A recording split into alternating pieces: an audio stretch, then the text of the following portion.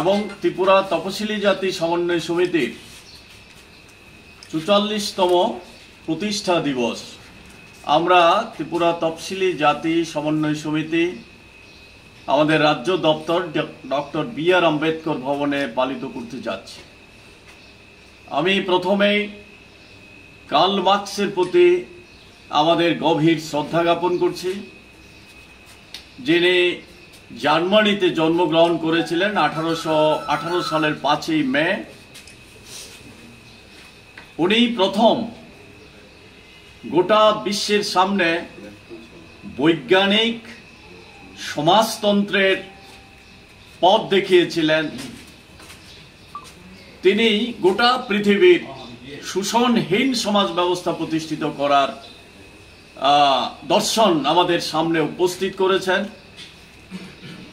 যেই মার্ক্সবাদী দর্শনকে প্রয়োগ করে পৃথিবীতে সর্বপ্রথম সোভিয়েত রাশিয়াতে কমরেড লেনিনের নেতৃত্বে সমাজতন্ত্র প্রতিষ্ঠিত হয় এবং তার পরবর্তী সময়ে চীন, ভিয়েতনাম, কিউবা, পূর্ব ইউরোপের বিভিন্ন দেশে এই সমাজতন্ত্র সম্প্রসারিত হয়।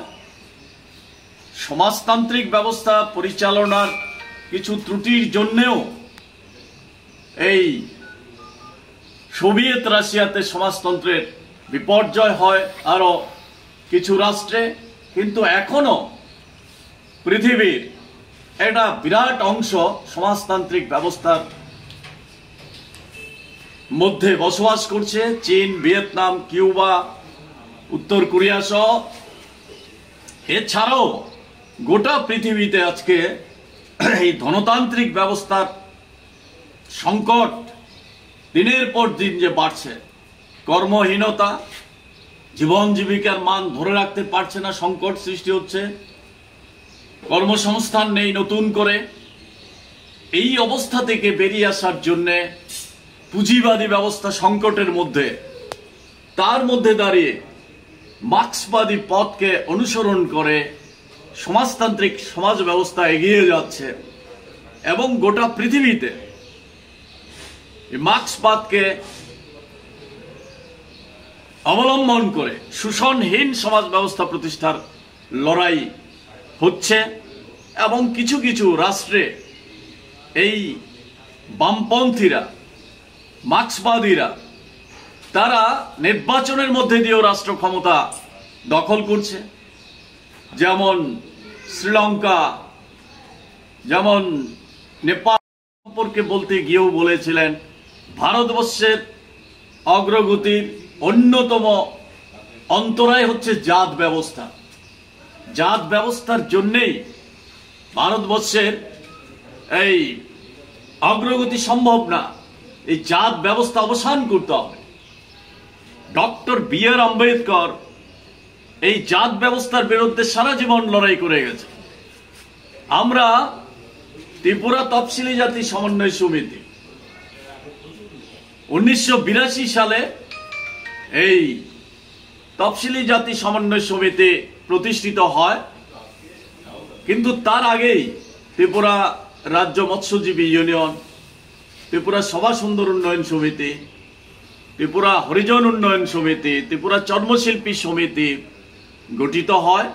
এই চারটি সংগঠনকে নিয়েই 82 সালের 5ই মে এই প্রাক্তন পুরনো এমএলএ হোস্টেলে, 2 নং এমএলএ হোস্টেলে এই সংগঠনের প্রতিষ্ঠা হয়। প্রতিষ্ঠাতা সভাপতি কমরেড অনিল সরকার, যার অন্যতম উদ্যোগেই এই সংগঠন প্রতিষ্ঠিত হয়। আজ অনিল সরকার সহ আমাদের অনেক প্রতিষ্ঠাতা নেতৃত্বরা আমাদের মাঝে নেই, তাদের প্রতি গভীর শ্রদ্ধা জ্ঞাপন করছি। আমাদের সংগঠনেরও মূল লক্ষ্য হচ্ছে জাতহীন, বর্ণহীন, শোষণহীন একটা সমাজ ব্যবস্থা প্রতিষ্ঠিত করতে হবে। এই লড়াই আমরা জারি রেখেছি। আজকে ভারতবর্ষে আরএসএস পরিচালিত বিজেপির নেতৃত্বে এই সরকার, আরএসএস এর মূল লক্ষ্যই হচ্ছে মনুবাদ। যারা আমাদের দেশের স্বাধীনতার পর স্বাধীন দেশের সংবিধান রচনা করেছিলেন ডক্টর বি.আর. আম্বেদকর। আম্বেদকরের নেতৃত্বে সংবিধান পরিষদ। সেই সময়ে এই সংবিধানকে বিরোধিতা করেছিল আরএসএস। তাদের একটাই দাবি ছিল মনু সংহিতার অনুরূপ সংবিধান চালু করতে হবে। সেই দিন তারা সেই বিরোধিতা টিকেনি। আজকে এই সংবিধানকে পাল্টে দেওয়ার জন্য, এই সংবিধানের উপর একের পর আঘাত নেমে আসছে, এই সংবিধানের উপর পা রেখে দেশ শাসন করছে স্বৈরতান্ত্রিক ব্যবস্থার দিকে, ফেসিবাদী ব্যবস্থার দিকে যাচ্ছে। বর্ণবাদকে আরো বেশি মাথাচাড়া দিয়ে উঠছে, বিশেষ করে নিম্ন বর্ণের লোক যারা, দলিত, শূদ্র, মহিলা, নারী, তাদের উপর চরম আঘাত নেমে আসছে এই মনুবাদী ব্যবস্থায়। তেমনি হিন্দুত্ববাদের নাম করে অহিন্দু, বিশেষ করে সংখ্যালঘু মুসলিম, খ্রিস্টান, তাদের বিরুদ্ধে বিভাজন সৃষ্টি করার রাজনীতি চলছে। এই সমস্ত রাজনীতির মূলে হচ্ছে আজকে যে চরম সংকটের মধ্যে দলিতরা, আদিবাসীরা, সংখ্যালঘুরা, শ্রমজীবী অংশের মানুষ, কৃষক, শ্রমিক, বেকার যুবকরা, তাদের কর্মসংস্থান নেই। সেই লড়াইয়ে যত বেশি ঐক্যবদ্ধ হচ্ছে, এই লড়াইকে বিভাজন সৃষ্টি করার জন্য হিন্দুত্ববাদকে সামনে আনছে, বর্ণবাদী ভিত্তিতে আক্রমণ সংগঠিত করছে।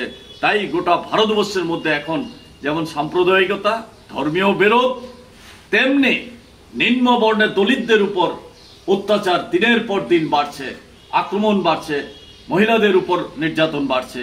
এই অবস্থা সৃষ্টি হচ্ছে। আমাদের রাজ্য 18 সালে বিজেপি আসার পর থেকেই গণতন্ত্র নেই, কথা বলার অধিকার নেই। দলিত থেকে শুরু করে সমস্ত গরিব অংশের মানুষের কাজের অধিকার নেই। আজকে যেমন বেকাররা চাকরি পাচ্ছে না, 50,000 বেকারের 1 বছরে চাকরি প্রতিশ্রুতি দিয়েছিল, 7 বছরে 16,000 চাকরি দিয়েছে। কোথায় চাকরি এখন? প্রতিশ্রুতির সঙ্গে তার ধারে কাছেও নেই। তেমনি গ্রামীণ শ্রমিক 200 দিনের কাজের প্রতিশ্রুতি দিয়েছিল, 340 টাকা মজুরি। কোথায়? আজকে দাঁড়িয়ে আমাদের ঐক্যবদ্ধভাবে ধর্ম বর্ণের ঊর্ধ্বে উঠে এই মনুবাদী আরএসএস বিজেপি পরিচালিত সরকারের বিরুদ্ধে লড়াইকে সংগঠিত করতে হবে। এই লড়াইকে আরো জোরদার করতে হবে। আমাদের দীর্ঘদিনের দাবি ছিল জাত ভিত্তিক জনগণনা করতে হবে। অনেক দেরিতে হলেও গোটা দেশের এই ধর্মনিরপেক্ষ গণতান্ত্রিক শক্তিগুলি সম্মিলিতভাবেও চেষ্টা করেছে। বিশেষ করে আমাদের সংগঠন, সর্বভারতীয় সংগঠন দলিত শোষণ মুক্তি মঞ্চ, আমরা আমাদের রাজ্যে জাত ভিত্তিক জনগণনা করতে হবে এই আন্দোলন দীর্ঘদিন ধরে করে আসছি। এখন বাধ্য হয়েছে কেন্দ্রীয় সরকার এই ঘোষণা দিতে। আমরা চাই দ্রুত এই জাত ভিত্তিক গণনা শুরু হোক, শুধু ঘোষণাতেই যাতে শেষ না হয়। তাই এই আন্দোলন আগামী দিন আরো বেশি শক্তিশালী করার জন্য এই প্রতিষ্ঠা দিবসে আমরা শপথ নিতে হবে। এই রাজ্যের অত্যাচারী সরকারের বিরুদ্ধে লড়াইকে শক্তিশালী করতে হবে।